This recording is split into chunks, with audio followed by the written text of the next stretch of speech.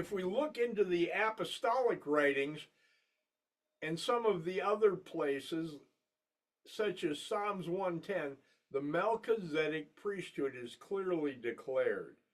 To understand Hebrews 8 and 9 and the renewed covenant, we must first understand the foundation upon which Hebrews builds its entire case. In Psalms 110, one of the most quoted passages of the apostolic writings, Psalms 110 is not a poetic psalm. It is a covenantal decree, a royal proclamation, and a priestly appointment issued directly by Yahuwah concerning his Messiah. Yahuwah declares to the Messiah, "Sit at my right hand until I make your enemies your footstool."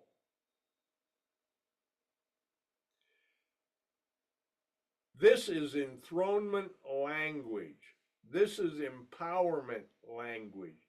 This is a king taking his place at the right hand of the Father, the position of authority and responsibility, dominion, and covenant rule. But then comes the second decree, the one the church ignores. This decree is, "You are a priest forever, according to the order of Melchizedek," establishing that eternal priesthood. This is the foundation of the renewed covenant. In Psalms 110, it reveals three essential truths that must be understood. Yahusha is both king and priest. He is not just Messiah. He is the enthroned king and the eternal high priest. No Levitical priest ever had this authority. His priesthood is not Levitical. It is Melchizedek. The Levitical priesthood was temporary, mortal, inherited, and limited. The Melchizedek priesthood, on the other hand, is eternal, superior, and established by divine oath. Yahuwah himself swears, "Yahuwah has sworn and will not relent." This is priesthood. This priesthood is irrevocable. It is established by oath, not by genealogy. The renewed covenant requires a new priesthood. A Levitical priest cannot inaugurate a renewed priesthood or a renewed covenant. Only the Melchizedek priest, the eternal, perfect, and heavenly, can mandate it and mediate it. In Psalms 110, it sets the stage for everything Yahusha does. His Last Supper is a declaration. His high priestly purity after the resurrection. His ascension to present the blood. His incarnation on behalf of the covenant and the covenant people. His authority to mediate and be the mediator of the renewed covenant. His fulfillment is that of the fulfillment of Leviticus 16. His entrance into the heavenly Mishkan, Psalms 110, says it's a legal foundation for Hebrews 8 and 9. It is prophetic. It is confirmation that Yahusha is not only just the Messiah, he is the eternal Melchizedek High Priest. This must be understood. He is the one whose blood secures and mediates the covenant forever, for eternity.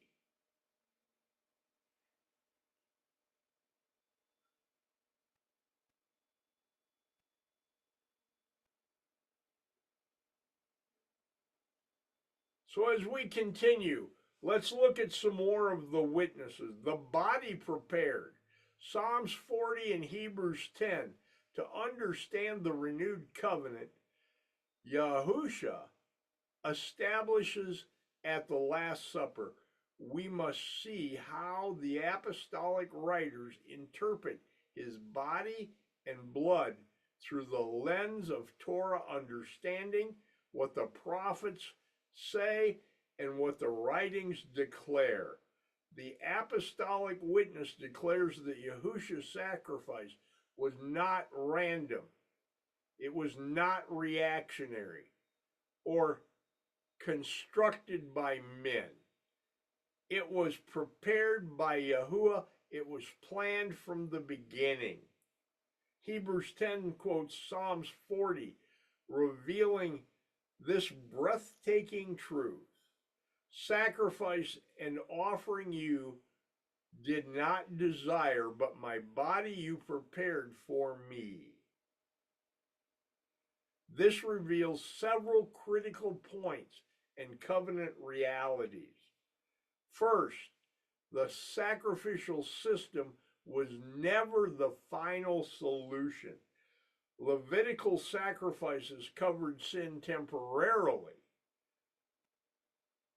and they were just shadows, placeholders, awaiting the perfect offering that was to come. Yahuwah did not desire endless animal sacrifices. He desired obedience. He desired covenant loyalty. And he desired that his people be restored to him. Yahusha's physical body was the true prepared offering, established before the foundations of the earth. It was not an afterthought. It was not a plan B. It was not the result of Roman brutality. His blood was prepared as the final sacrifice before the foundations of the earth.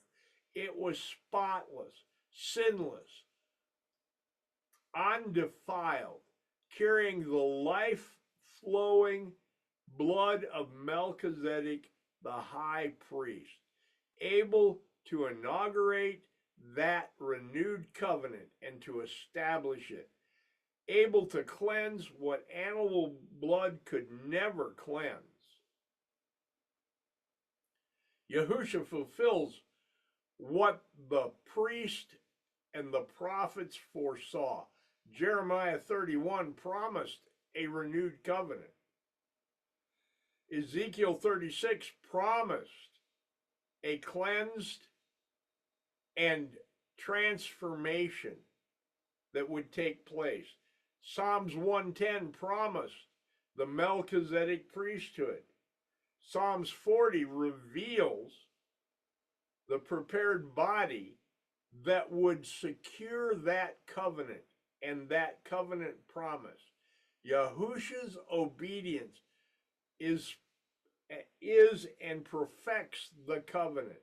Hebrews declares, behold, I come to do your will, O Elohim. This is covenant loyalty. This is the fullness of Adam that failed. Let me say that again, because it didn't come out quite right. The covenant loyalty, the faithfulness, Adam failed. Israel failed. The Levitical priesthood failed. Only Yahusha, the obedient son, the prepared offering, could provide the blood that seals that renewed covenant forever. And that's what's important to understand. The Last Supper is a legal declaration of this reality. It's not just a a meal having with his disciples. When Yahusha breaks the bread and lifts the cup, he is revealing, this is my body, the prepared offering. He is revealing, this is my blood, the covenant blood. This is the fulfillment, the completion of Psalms 40 and Hebrews 10. The apostolic witness testifies that the renewed covenant is built on a body prepared, a blood offered, and a priest enthroned, all declared by Yahuwah himself long beforehand and before it ever took place. I gotta have a drink.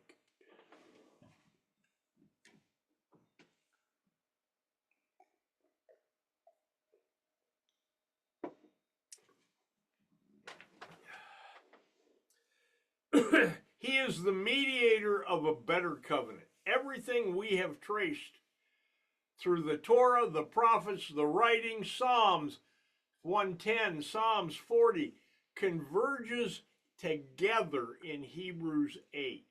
This is the central chapter that declares Yahusha as the mediator of the renewed covenant. It, as promised in Jeremiah 31, Hebrews 8 is not introducing something new. It is not a new idea. It is declaring the fulfillment of everything Yahuwah spoke through his prophets. Here's what Hebrew 8 actually reveals and tells us. It shows us Yahuwah is sealed at the right hand of the majesty in heaven. This is confirmed in Psalms 110, verse 1. The enthroned king and priest, his position proves his authority to mediate the covenant, a better covenant. He is the minister of the true heavenly Mishkan, not the earthly copy, not the shadow, not the replica Moses built. Yahusha ministers for us in the real heavenly pre-existent sanctuary before the Most High. The earthly Mishkan was only a shadow of the truth. Hebrews goes out of its way to explain that the Levitical system was never the final reality. It was a shadow. It was temporary. It was instructional and symbolic of what was to come. A physical teaching tool pointing to the true heavenly order of things. Yahusha established a better covenant, not because the Torah changed.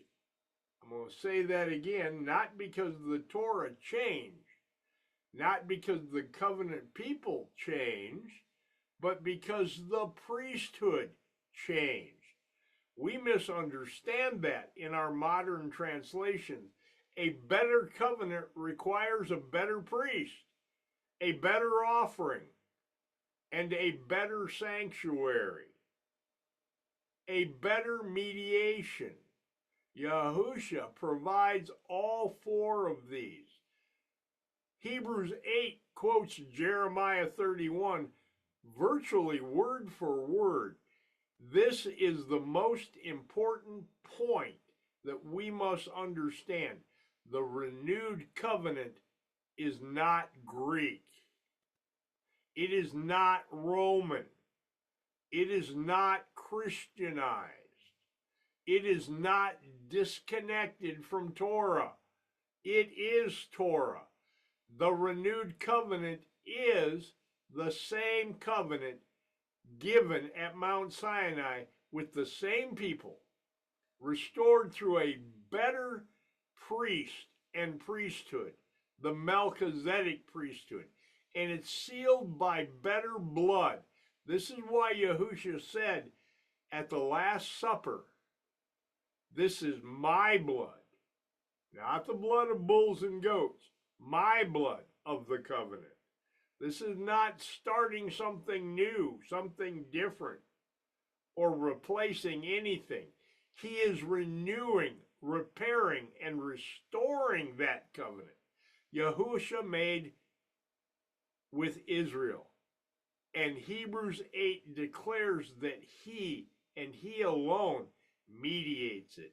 Hebrews 8 is the doctrinal backbone of the renewed covenant.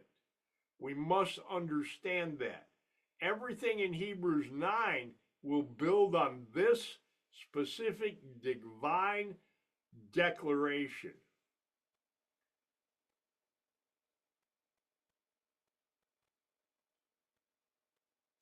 The problem is,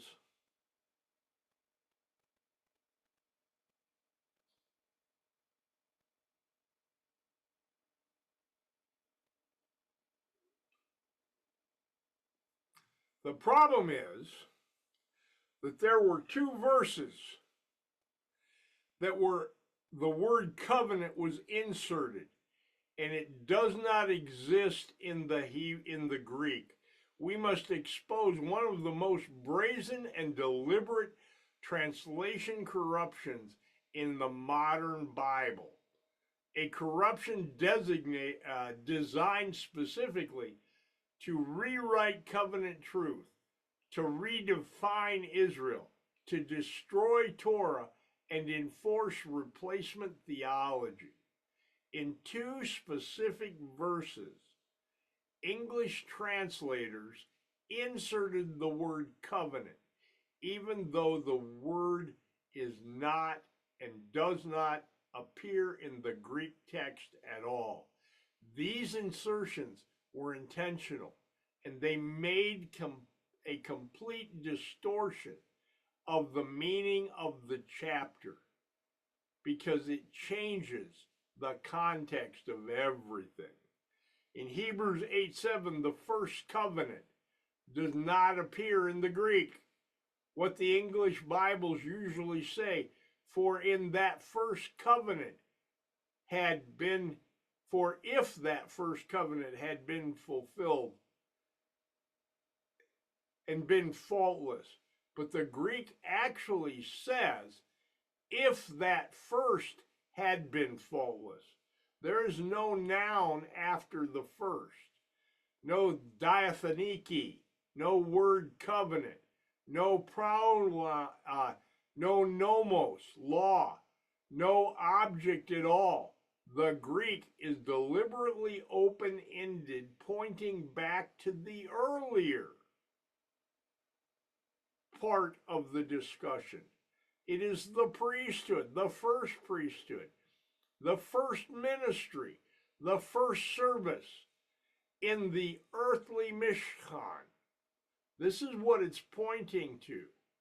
Translators inserted the word covenant to force a theology that the text does not support. This was done intentionally. Hebrews 8:13 also, the first covenant is not in the Greek. It's not there. What the English Bibles usually say here is, in that he says a new covenant, he has made the first covenant obsolete. But the Greek actually says,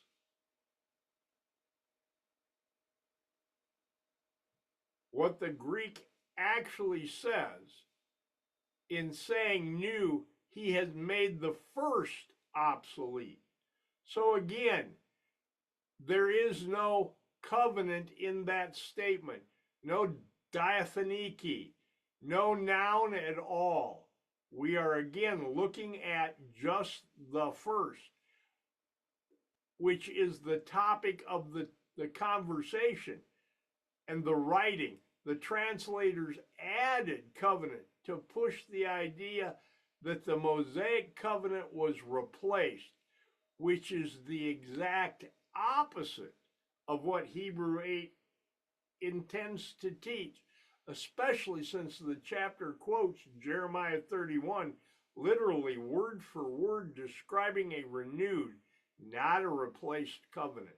By inserting the word covenant in there, they are changing the context of the paragraph and the statement. It makes this replacement of the priesthood and turns it into the replacement of the covenant itself. So this is why this matters, because in both of these verses, the Greek refers to the first priesthood, not the first covenant. In Hebrews 8, it's contrasting Levitical priesthood, earthly, temporary, and shadow, with the Melchizedek priesthood, the heavenly, eternal, and perfect. Not a first covenant versus a new covenant. It's not being replaced. This corruption completely rewrites the message of Hebrews 8. The entire chapter is about the priesthood, the ministry, the sanctuary, the mediation, heavenly versus earthly service, not about abolishing the covenant itself, not about abolishing the Torah. This translator fraud was inserted to promote replacement theology, Torah abolishment, and the Old versus the New Testament dichotomy. That is the lie that the church replaced Israel. It is theological manipulation. That is not translation. So we must understand this. The word covenant does not appear in Hebrews 8:7, and it does not appear in Hebrews 8:13. Yet almost every English translation inserts that into those verses to force a doctrine the text does not teach or support.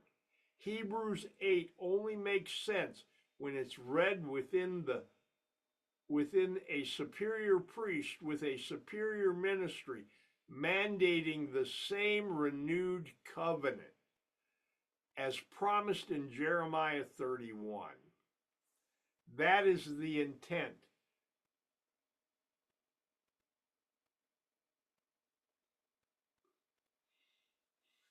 So we go on and let's look at the earthly shadow versus the heavenly reality. Having exposed the translator corruption in Hebrews 8, we can now move into Hebrews 9, the chapter that reveals how Yahusha fulfills, surpasses, and perfects the entire Levitical system without abolishing the covenant itself. And in fact, he makes it stronger. Hebrews 9 begins by reminding us that the earthly Mishkan, the tabernacle, was physical, but it was temporary. It was patterned after something greater, something bigger, something better. It was symbolic. It was instructional for our understanding, and it was a shadow of the true heavenly reality. The writer describes the earthly sanctuary in detail, not to reestablish it, but to show that every piece pointed beyond itself, beyond the picture that many don't see. The earthly Mishkan was a shadow. The menorah, the table, the bread, the veil, the altar of incense, the Ark of the Covenant, and the Kaparoth, all of this, it was a prophetic template of things to come. These earthly objects were not the reality. They were the teaching tools. They were the patterns after the true Mishkan in heaven. The Levitical priest could only minister in the shadow of things. Their work was continual, constant, and repetitive. It was symbolic of what was taking place in a higher place. It was limited, bound to mortality, unable to perfect the conscience itself, unable to enter the true presence behind the heavenly veil. Their ministry was valid, but incomplete. Yahusha ministers in that heavenly reality. Hebrews declares that Yahusha is and has entered the true sanctuary, passed through the true veil, that he ministers before the true throne of the Most High. He has offered his blood in the true holy place, and he performs his priesthood in the actual presence of Yahuwah himself. This is what it tells us. This is not metaphorical. This is not symbolic or poetic language. This is heavenly legal reality. His sacrifice is superior because his priesthood is superior. Yahusha himself is eternal. He is sinless. He is incorruptible. He does not repeat offerings. He gave himself one time. This does not stand in the shadow. This is the fulfillment. It does not minister to the symbols. He ministers in reality. He does not rely on animal blood. He gave his own blood. He does not depend on a physical veil. He enters the heavenly veil. He does not enter a man-made sanctuary. He ministers in the heavenly Mishkan, in the heavenly temple, the very pattern shown to Moses. In Hebrews 9, it confirms the covenant was not abolished. It was perfected. It was brought to its fullest. Yahusha's blood cleanses deeper, reaches further, transforms the conscience. It removes the defilement, restores access to Yahuwah himself. That is the purpose and the point. It empowers covenant faithfulness through the indwelling of his Ruach HaKodesh. It inaugurates the renewed covenant, bringing it and establishing it as promised in Jeremiah 31. Hebrews 9 does not teach a new religion or a new covenant. It teaches the fulfillment and the elevation and the heavenly perfection of the same covenant Yahuwah gave to his people on Mount Sinai, and is now mediated by the Melchizedek High Priest himself in the heavenly sanctuary.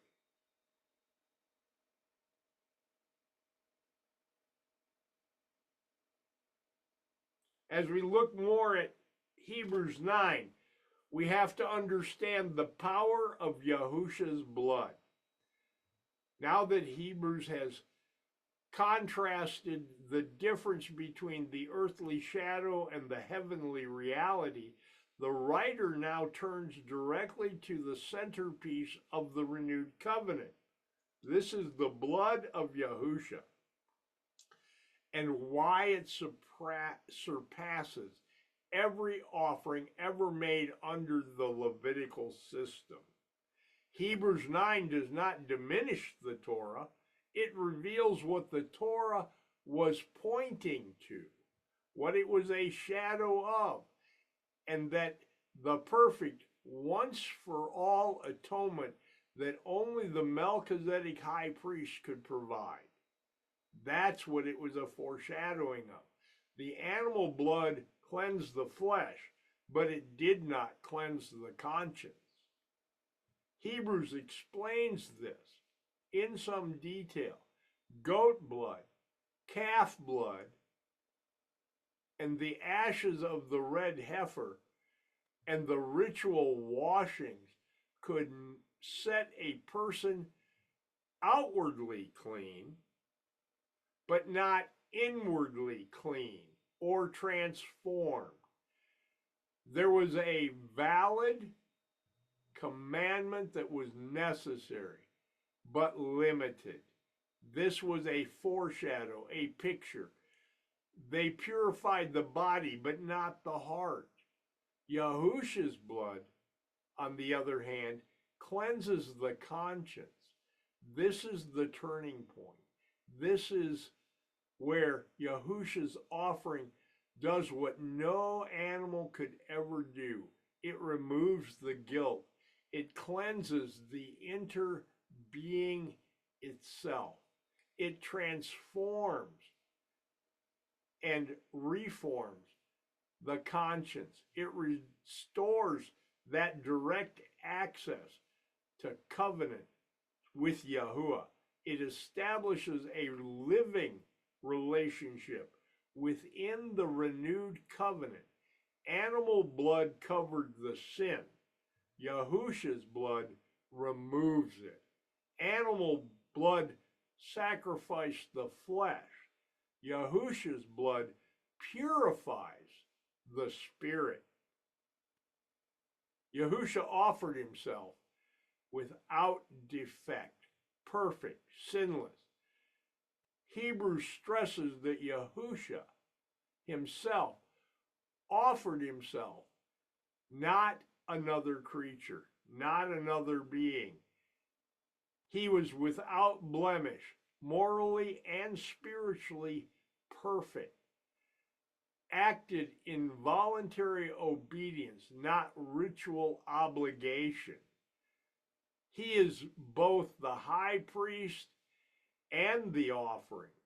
His blood secures eternal redemption that the blood of animals could not do. The Levitical system required repetition. It required yearly atonement. It required continual sacrifice, continual cleansing. But the Hebrews declares Yahusha's atonement is eternal, that it is once and for all. It is never repeated, never diminished, never replaced. His blood is sufficient forever, for olam. Yahusha is the mediator of the renewed covenant. Hebrews 9 testifies and ties this directly back to Jeremiah 31. He mediates a renewed, restored, repaired covenant, a relationship written on the heart, not written on stone. It restores access to Yahuwah. It forgives sin, and it brings internal transformation, covenant loyalty that is empowered by the Spirit. This is the legal and spiritual foundation of the renewed covenant. Hebrews 9 reveals that Yahusha's blood does not abolish the covenant, but in fact perfects it, brings it to its fullness, and completes the atonement and restores what has been broken by man. This is the heart of this entire teaching. We must come to this understanding. We must grasp this and accept this and embody this understanding. Why blood is required to inaugurate a covenant. To understand the Last Supper and the renewed covenant, Hebrews takes us a bit deeper into the legal structure of covenant itself. Covenants are not vague spiritual agreements. They are legal. They are binding relationships, sealed by blood itself. Hebrews 9:15 through 22 explains that why behind the blood of the Yahusha and why no covenant can be established without that shedding of blood. It is required. It is mandatory. Yahusha is the mediator of the covenant. Hebrews 9:15 declares, Yahusha stands between Yahuwah and his people as the mediator of this renewed covenant. This means he legally represents the people before Yahuwah. He is our mediator. He legally represents Yahuwah before the people. His death and his life stand as the covenant guarantee. His blood enacts and ensures and secures that covenant promise. A covenant requires the death of the one who makes that covenant. Hebrews explains a truth directly tied to Torah. A covenant is not enacted without the death of the one who established it. This isn't symbolic. This is not metaphor. This is legal terminology. It is covenant structure. In ancient Hebraic covenants, the one initiating the covenant passed between the divided pieces, declaring, if I break this covenant, let what happened to these animals happen to me. The blood establishes the covenant. If we go back to the Abrahamic covenant, we saw a smoking furnace and a burning lamp walking between those pieces. That was Yahuwah himself and Yahusha walking, saying, this is my covenant. Death seals it. Life is given in a price of covenant loyalty. Even the first covenant was inaugurated with blood. Hebrews points directly to Exodus 24, where Moses read the book of the covenant, sprinkled the altar, sprinkled the people, declared, this is the blood of the covenant. This has never been a covenant without blood from the beginning. Yahusha fulfills this pattern perfectly. Just as Moses inaugurated the covenant with blood, Yahusha inaugurates this renewed covenant with his own blood. He establishes it not with the blood of animals, but with his own life. He mediates it through his eternal priesthood as Melchizedek. He guarantees it through his resurrection into and for eternity. He ensures its preeminence in the heavenly Mishkan. Without blood, there is no cleansing. There is no remission of sins. Hebrews states plainly, without the shedding of blood, there is no forgiveness. Not because Yahuwah requires violence, but because covenant relationship requires justice. It requires atonement. It requires cleansing. It requires restoration. The life exchanged for life. The Last Supper declares this in advance when Yahusha himself says, "This is my blood of the covenant." He is declaring what's taking place. He is pointing directly to Exodus 24. But most people don't see it. They don't understand it because they don't know it. Initiating the renewed covenant, he foreshadows his death, declaring the legal foundation of atonement. He's preparing his disciples for the blood that will seal the coming restored covenant. Hebrews 9 reveals that Yahusha did not abolish the covenant, that he fulfilled the covenant to its fullest potential and all of the requirements necessary, and he did so with his own life and his own blood. This was the foreshadowing of the blood covenant made now in full. This is the legal heart of the renewed covenant. This is what it's all about. This has been the picture that has been hidden from many for so many years. Yahusha enters the most holy, set-apart place. In Hebrews 9, this is the climax of the entire argument, the moment where Yahusha completes what no earthly priest could ever do. This is the fulfillment of the Day of Atonement, the pattern and the heavenly reality behind the shadow in Torah, and the full revelation of the Melchizedek High Priest.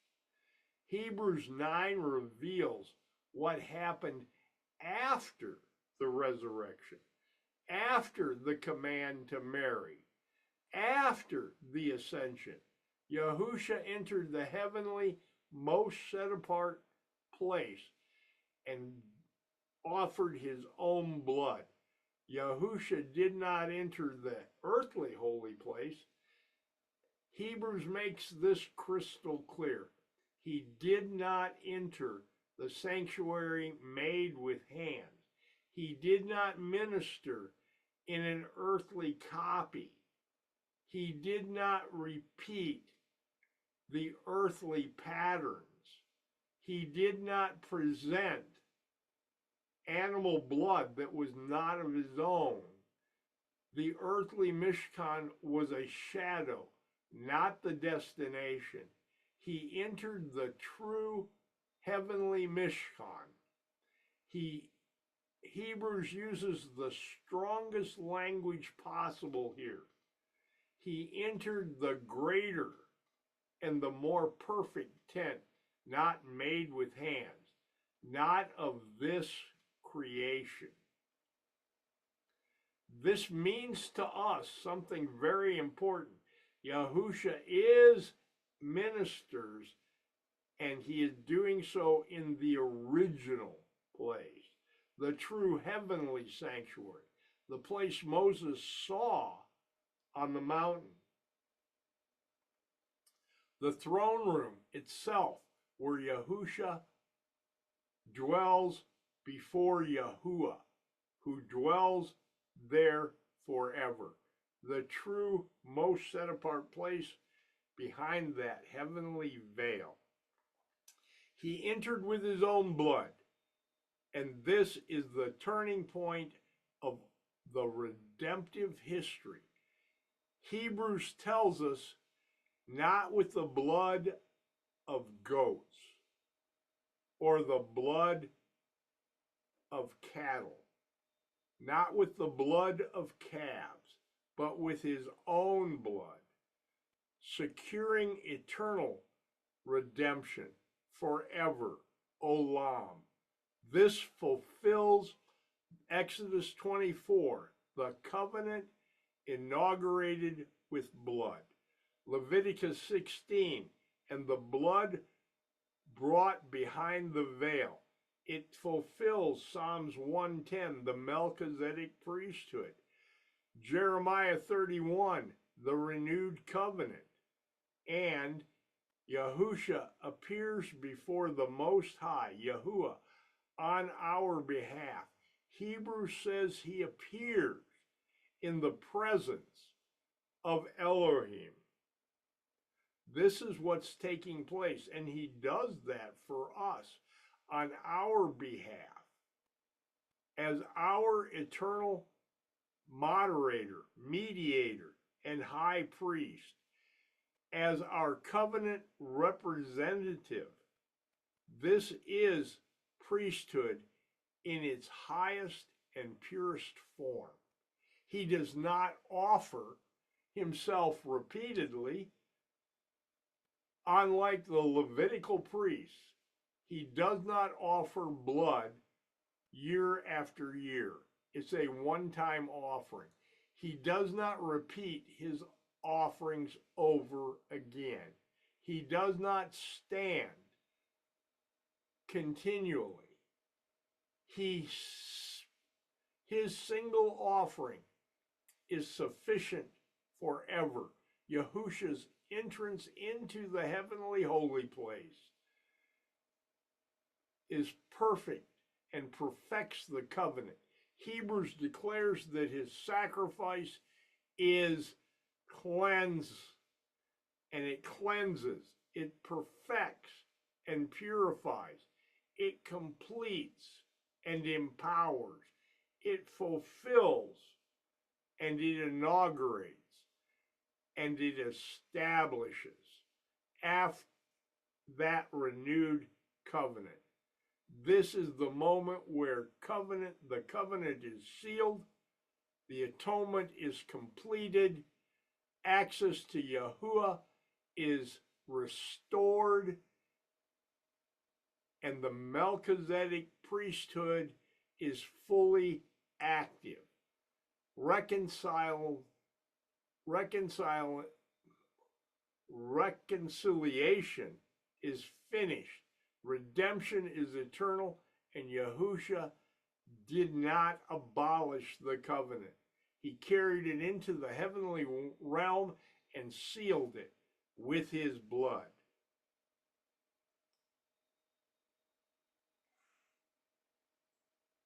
We're almost finished, folks.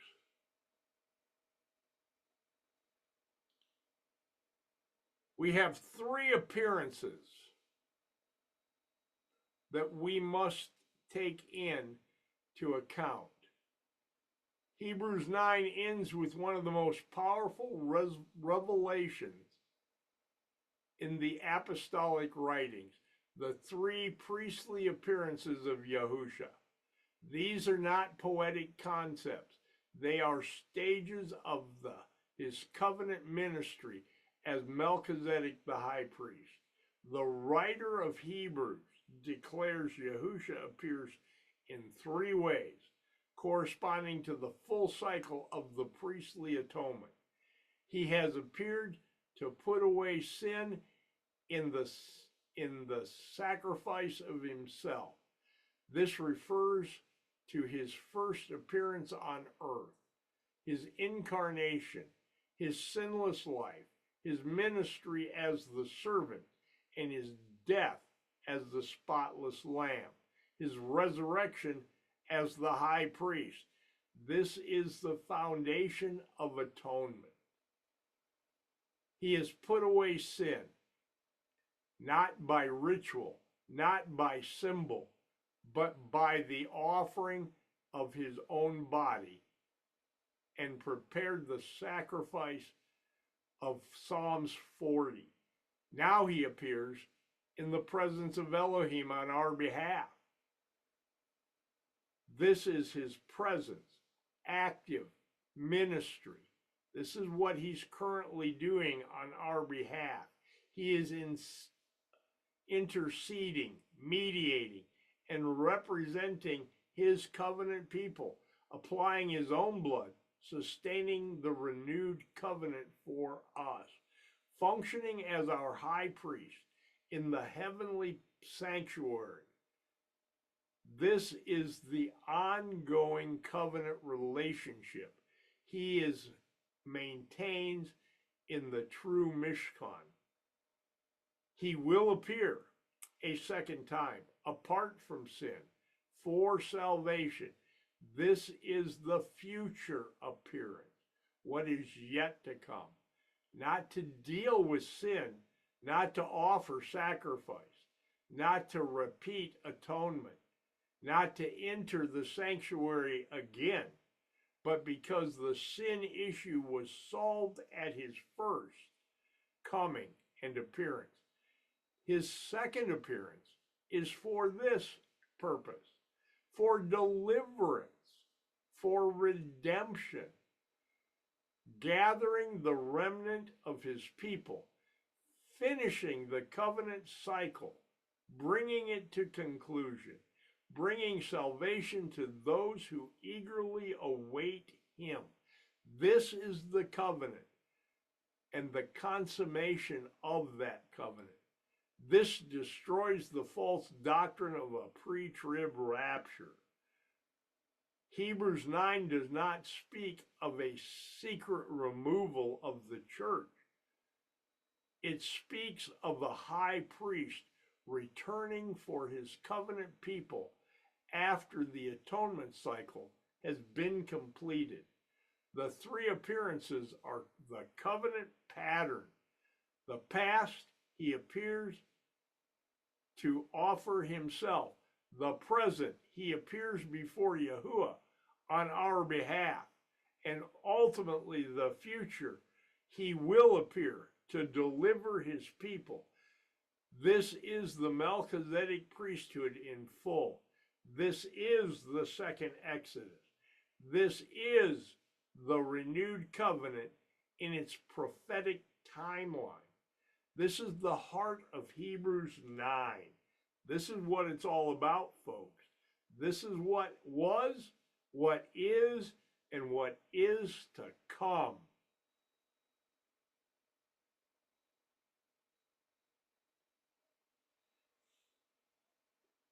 Everything in this teaching leads to one unified truth. Yahusha did not create a new religion. He renewed a covenant. Hebrews 8 and 9 revealed that full picture. The covenant was not replaced, it was renewed.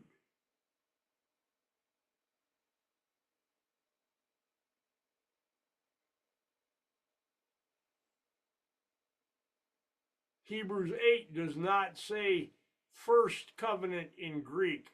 Translators insert that to force the replacement theology. The chapter is about the priesthood, not the covenant renewal.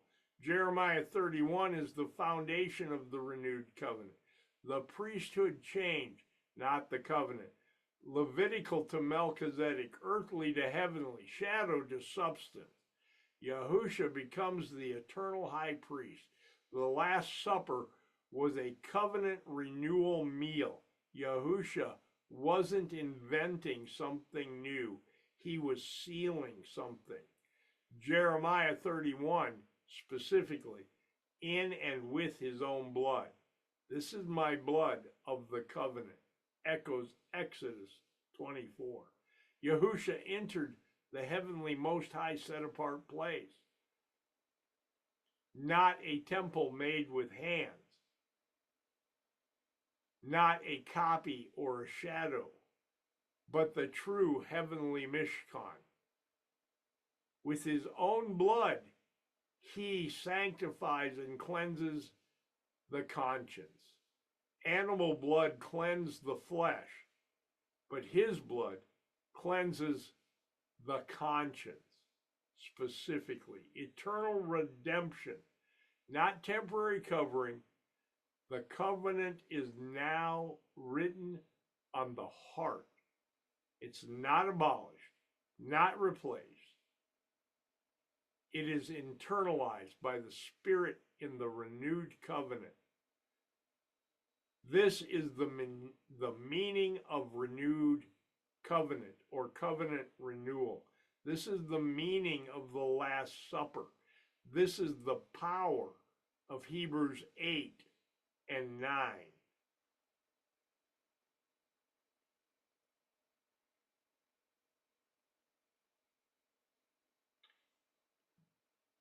So today we must choose, stand firm in the renewed covenant. Hebrews 8 and 9 is not about theology for scholars.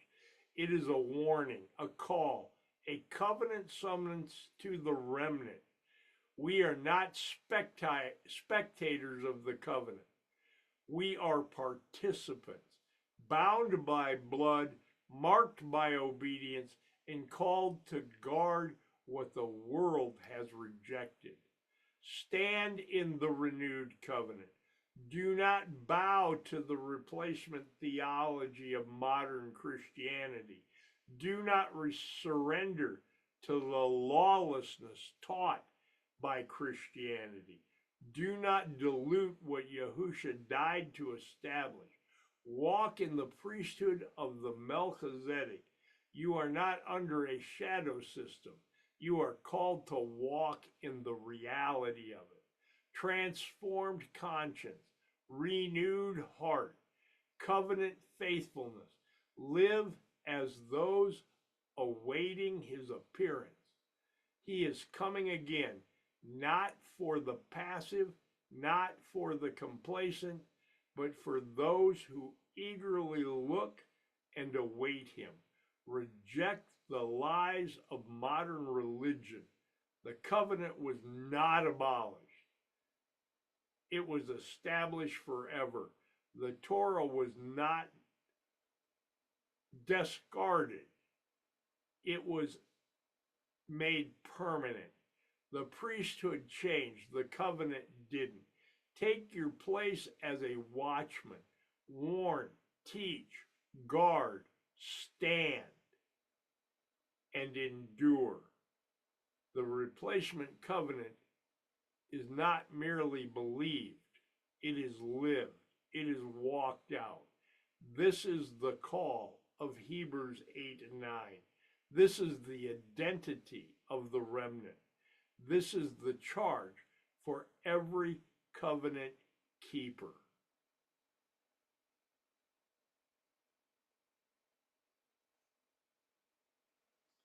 So, Abba Father, Yahuwah, our Elohim, we come before you with reverence and with this full weight of the covenant you have renewed through Yahusha himself by his blood.